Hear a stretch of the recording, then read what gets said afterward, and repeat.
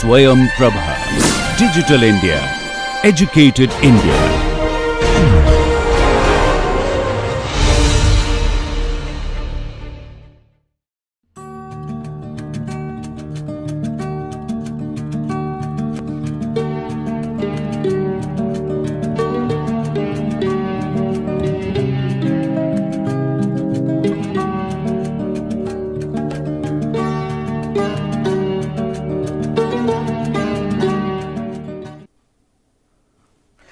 Welcome.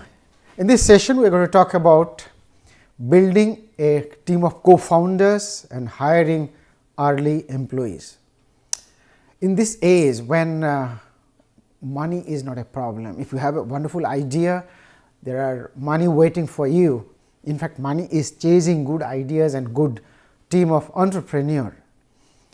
The team or the credentials of the team makes the greatest of differentiation among a startup. So that makes building a team so very important. We are also going to talk about founders mentality. There is a kind of mentality that are characteristic features of winning co-founders. We are going to talk about that, and then obviously about recruiting. I will start with a quotation by Victor Hugo. He said, "There is only one thing stronger than all armies in the world, and that is an idea whose time has come."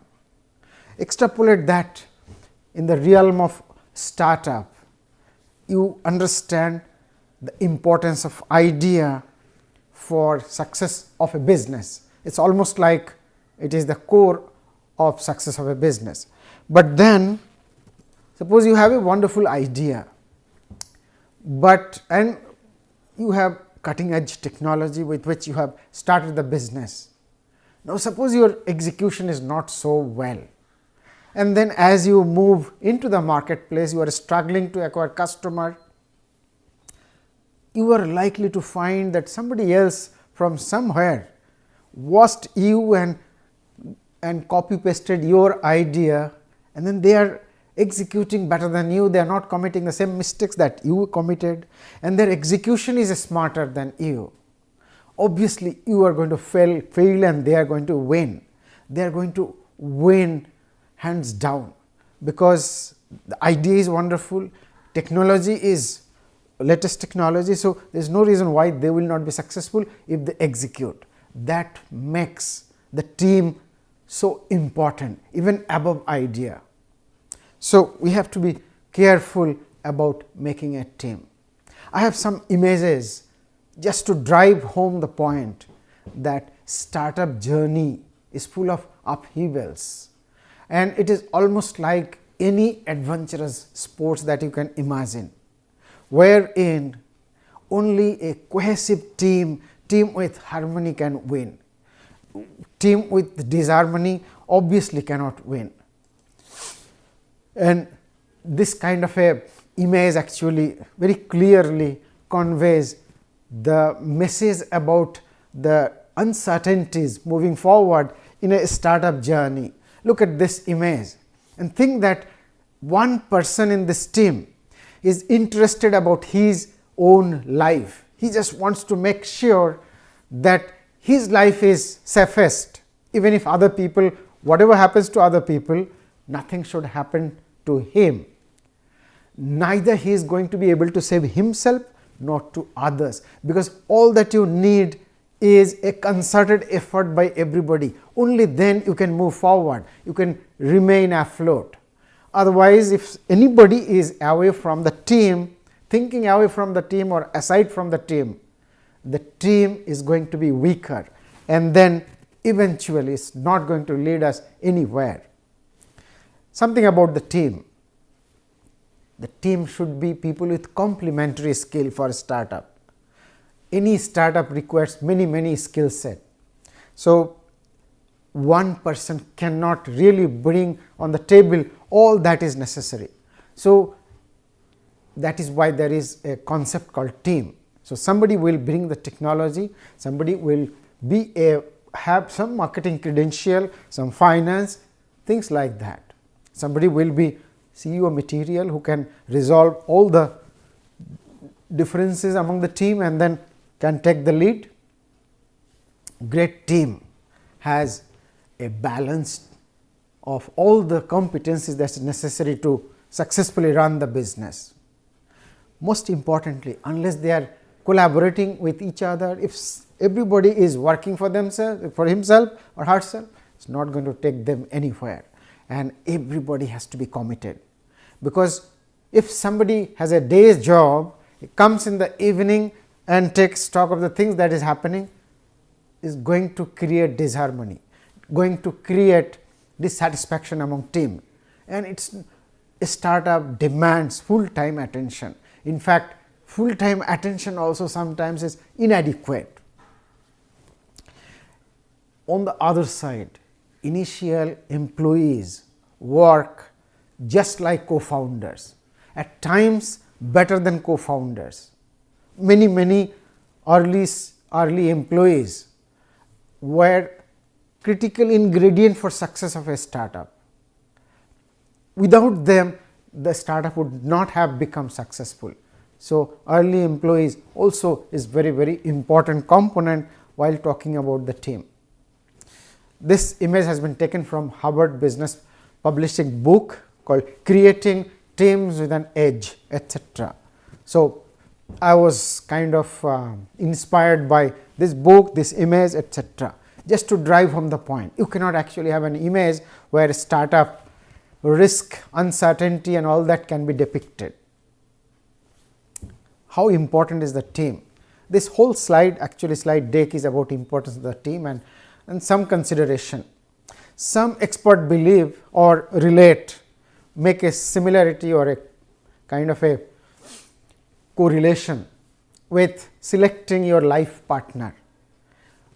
How serious that is, they think that finding a co-founder is as serious as that, but some think that it is even more complex, because in family partnership you have many kinds of glues that keep you together, but in startup those glues are not there.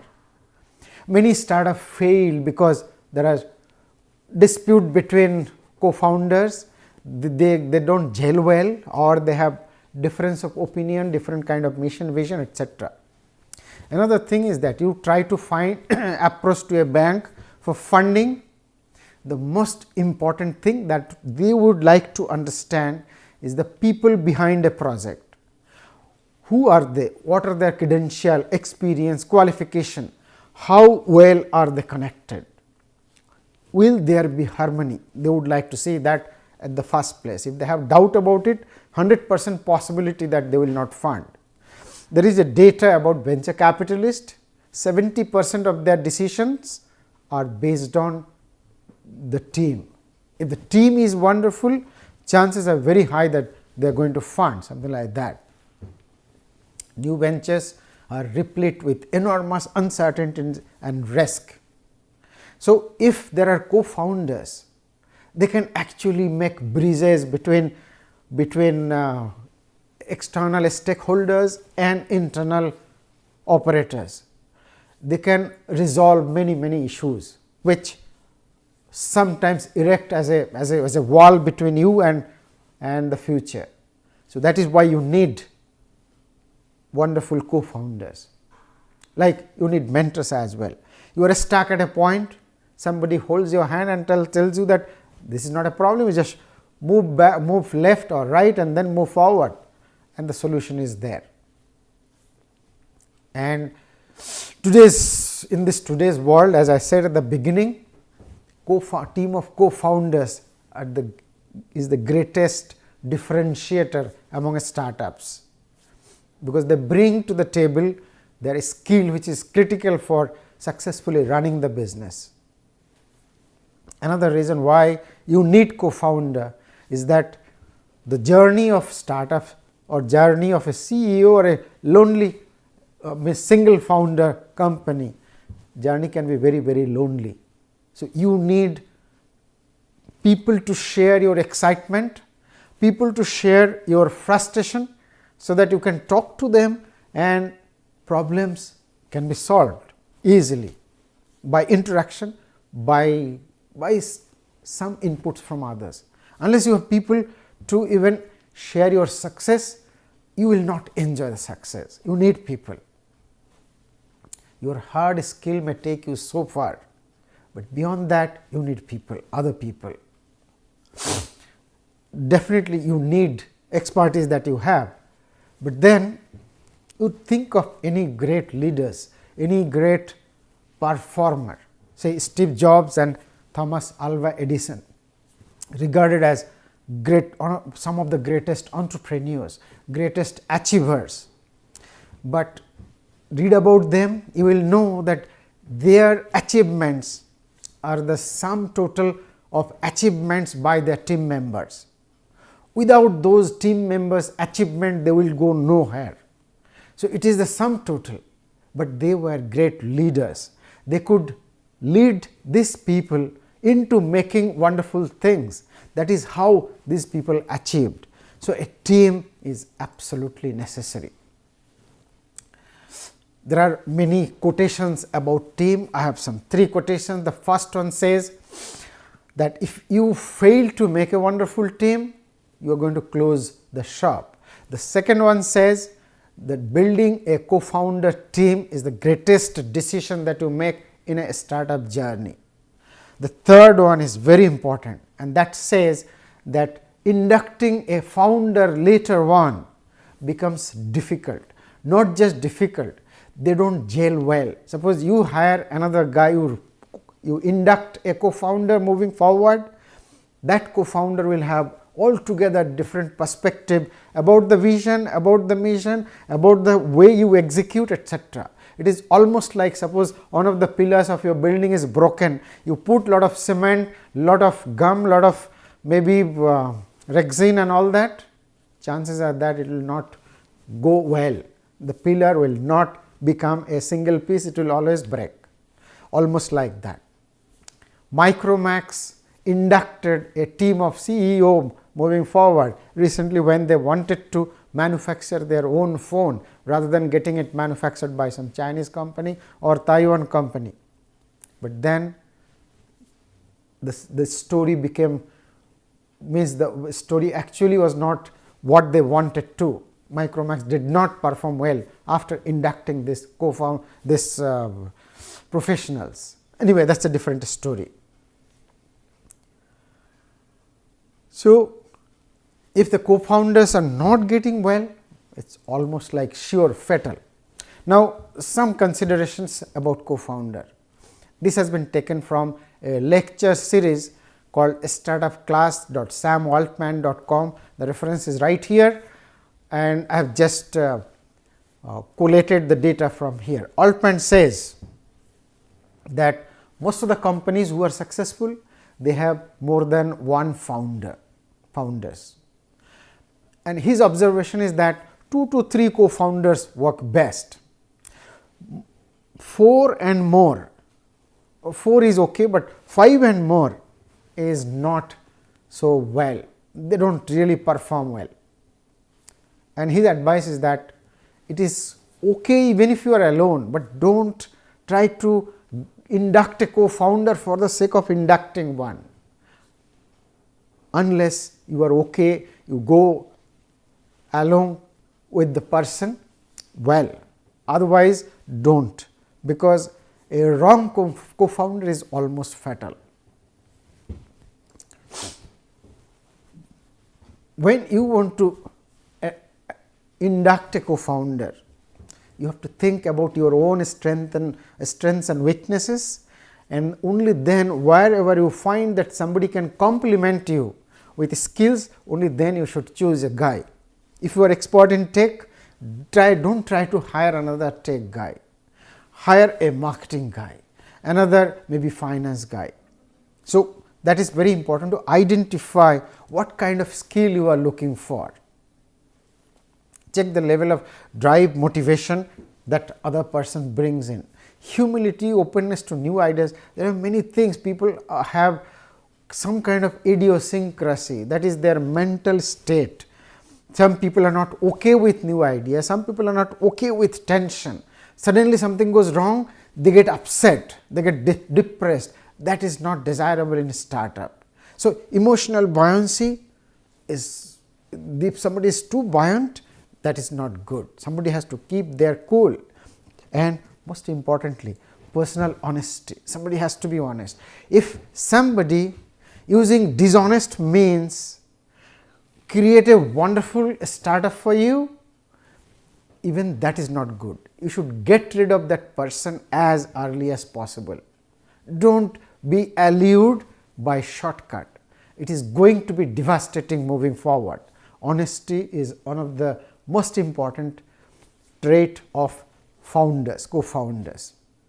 So, a founder will bring drive, meaning the execution speed will be high, they will drive everybody, press into action, etc. They have the entrepreneurial instinct, they understand the market moving forward and business process management and how things are kind of coordinated, or the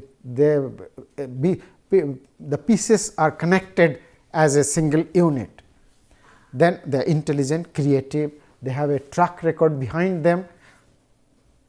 They have collaborated with some people in the past. Collaborating is difficult. If you are a loner, you will find it difficult to collaborate. If somebody has collaborated, that is guaranteed that he is a person who can collaborate. Obviously, shared vision is definitely something. Here is an example. Of course, it does not talk about how to choose a co-founder, but then just as a digression, Larry Page and Sergey Brin, they meet at Stanford in 1995. Larry was 22, a University Michigan graduate. He came here for doing PhD. Larry, Sergey, they started collaborating on a search engine called Backrub. Backrub was operating in Stanford for a year or so. It was taking too much of bandwidth. So, they came up with something, some different kind of an algorithm for search engine. So, google.com was registered. It is actually Google, means it came from the word Google, and that is 1 followed by 100 0, that is the number 1, then 0 0 0 0 100 zeros, that is the number called Google. And very importantly, the team, the proposition, the idea, the timing was so perfect that Sun co-founder just issued a check of $1 lakh even when the company was not formed. You are so convinced that this is going to be a wonderful company. Look at the vision of this person.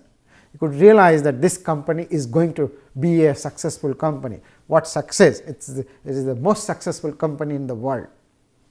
So, here is a tabulated list of traits of co-founder. One is team size should be 2 to 3.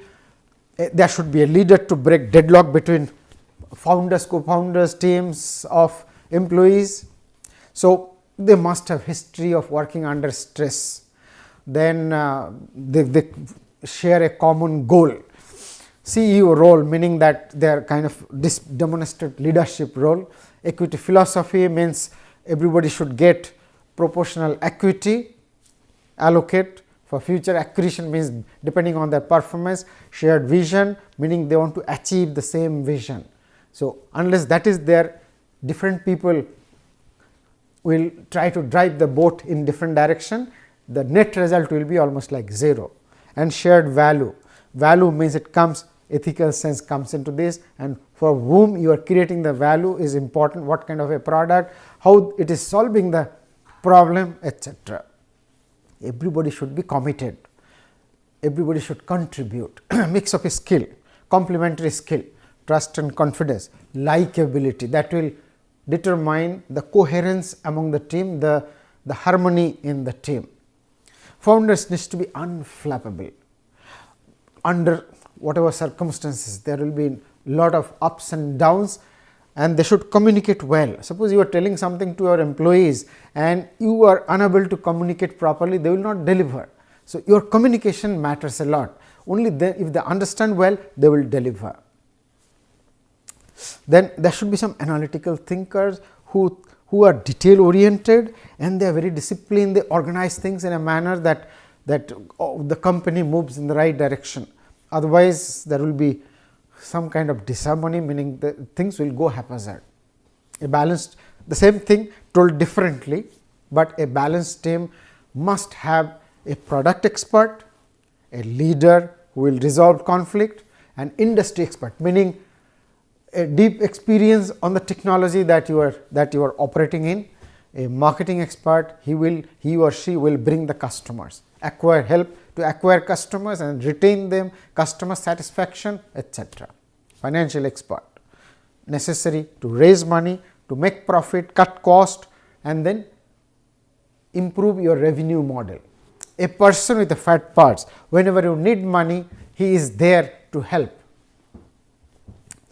Sharing knowledge and skill, meaning people should not be self-centered. I know something and I will not share with others so that my value remains at the top. This sort of thought process should be avoided. If somebody is like that, is not a good co-founder.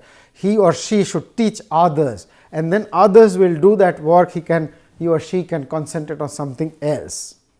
A good test of shared vision is like this, vision or mission is like this, that you ask anybody to talk about your mission. If most of the people fail, that means they don't share, because they don't even know what the mission is, what the vision is. So, time and again it's a good idea to ask people to pitch as to what are our goals. But then, having said all of that, it is not always necessary that if you take care of all of that, you will have a wonderful team. Look at this example. Schoner co-founded radio frequency identification technology company Think Magic with 4 fellow Media Lab graduates at MIT, none other than MIT, and they are all students of the same batch. So, they had every reason to believe that this is the best team and they should work together to create this enterprise. But by the time the first batch of money came on the table, different people started talking differently. Someone said, we must take a lot of salary because we do not know where we are going to head to. So, let us make our own wealth out of this money. Someone says, what nonsense you talk. You take away the money, then how the company will grow. So, likewise, immediately thereafter they realize that this team is not going anywhere, and they realize that this team is not a coherent team. They don't gel well, they don't share the same vision. So, that is what is the great learning, that sharing same vision is very important. Not just your buddies or long acquaintance, you need to know whether you are here to achieve the same goal, to go to the same one place. Now, with a different flavor, I am talking about founders' mentalities, very important, but with a difference, meaning it is not really all those characteristics that I just discussed. I have given a reference of a book, look at that. The book title itself is Founders' Mentality, and I liked it, so I have 3-4 slides on that. One is insurgent mission. Insurgent have a mission, they work with a mission. They don't care, bother about their lives. If something is to be achieved, they will just run to achieve that no matter what. They are goal focused, they are customer focused. In this case, the war is against competitors. So, they will try to acquire customers, they will snatch customer at any cost from competitors. They are customer focused, agile and adaptable. Research shows that causes of 90% of the failure happens because founders' mentality is lost or it is not there. The founders have a different kind of mentality. There are 3 components of founders' mentality. One is insurgent mission, meaning no matter what, I have these customers, I have to get them at whatever way possible. Then there is something called owner's mentality, meaning that I own the company. So, anything getting lost or anything that is to be achieved for the company, it is my achievement. I must make all out effort to make sure that this is obtained, this is achieved. That is owner's mindset.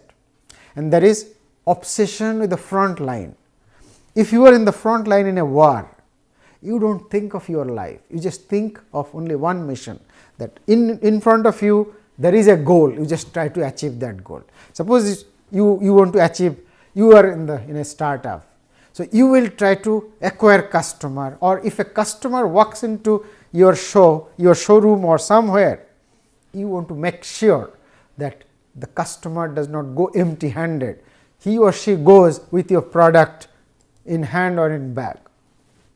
So, understanding founders mentality is very important.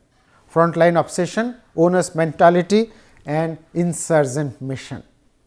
The companies that have grown profitably and have scaled have demonstrated this founders mentality. The moment founders expired or something happened that founders have lost their founders mentality, the company actually lost the vigor, the growth, the way the company was running. So, it is very important, like say for example, IBM. When the IBM had a wonderful success, but then the moment the founders expired or left or relinquished, IBM started falling.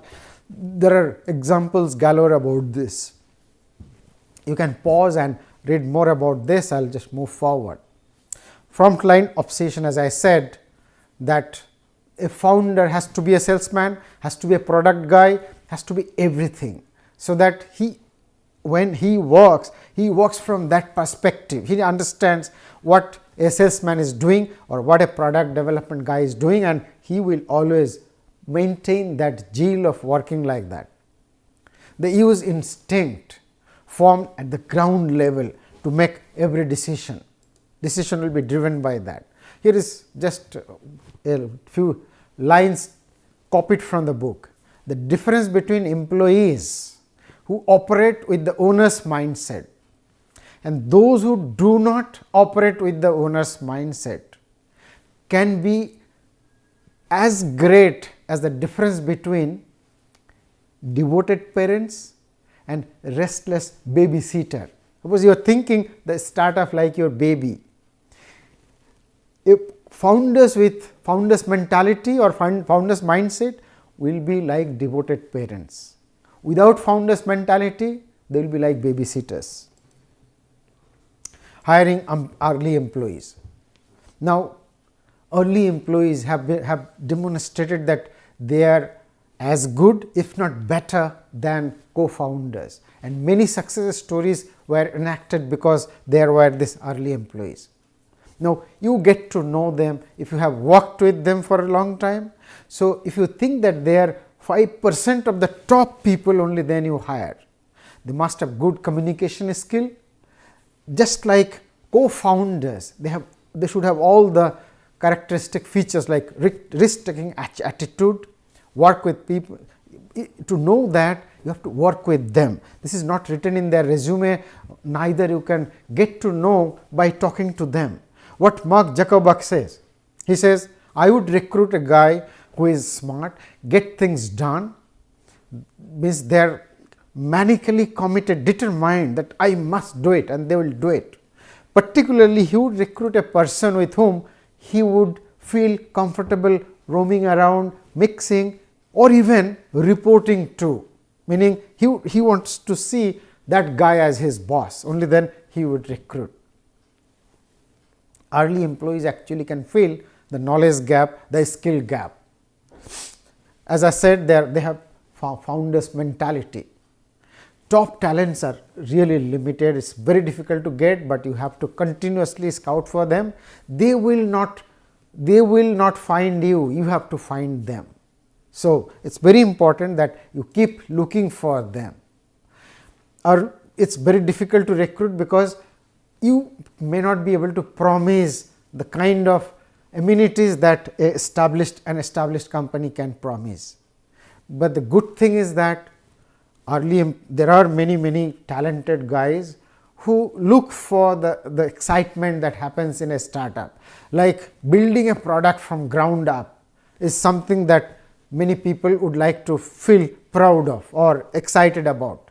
They want to see that they build something from idea, they build a brand, they want to see that I have critically contributed in success of a company. That company has become something like Google today.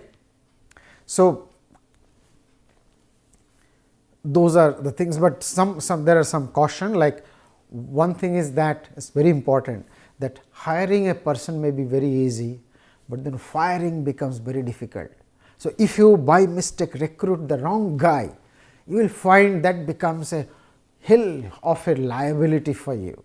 It will be very difficult to get rid of him, but then the moment you identify, you try to fire immediately. Do not delay, because delaying will create loss for you, loss for the guy as well, because you have to think about him as well, empathize with him. He may have family, or he has his own future. So, try to separate as quickly as possible.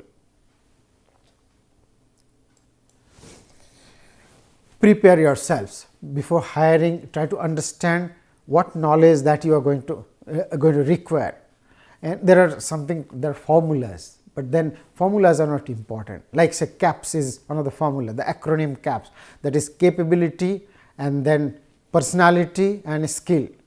Capability is technical capability, then attitude, self motivated, adaptability to change, ethics, team player, hard working, knowledge seeking, etc., etc. These are all part of the game, but you have to understand and formulate your own strategy. You have to really come up with a story to tell. Only then the top talent will be motivated. You have to tell a story so that it resonates with them, and they think that yes, there is something exciting happening in this company, I should work. Who are the right persons? This is in descending order of merit as per me.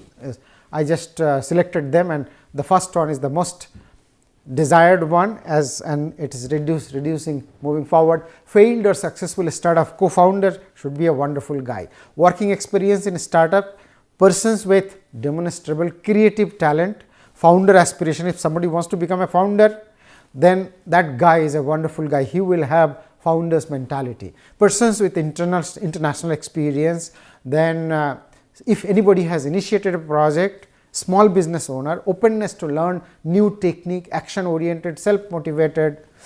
Then treat customers as individuals, meaning that customers is not a bunch of people.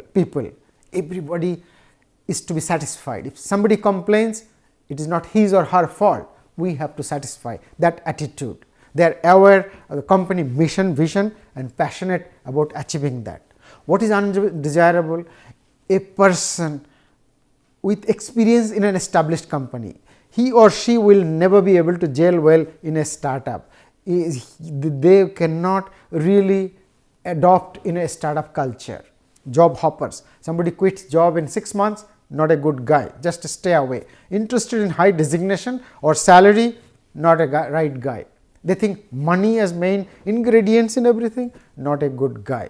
How to identify talent? Many ways, but most importantly, as I said, you have to seek them out rather than expecting them to seek you out. You must not do it in a hurry. Do it in a hurry, then repent throughout your life, and check reference from all sources possible. Some do's and don'ts. Do reference check. Try hiring and retaining the best of talent, even if you have to pay the highest salary. They are worth the money. If in doubt, do not hire. Wait. Test the skill in real field. Don't go by resume or interview. Put them before the computer and then let them do something. If the employee is not effective, fire today. Today is the right time. Train them in respective field. Don't expect they will come as a manager, but train them and see how they progress. One may not be a natural manager, you have to train. Every new employee redefines your culture. Suppose you have some kind of a mix, suddenly you hire somebody from a different culture altogether, chances are very high that entire team will be maligned. So, be very sure about that. Some references, some concluding remarks, and then thank you so much.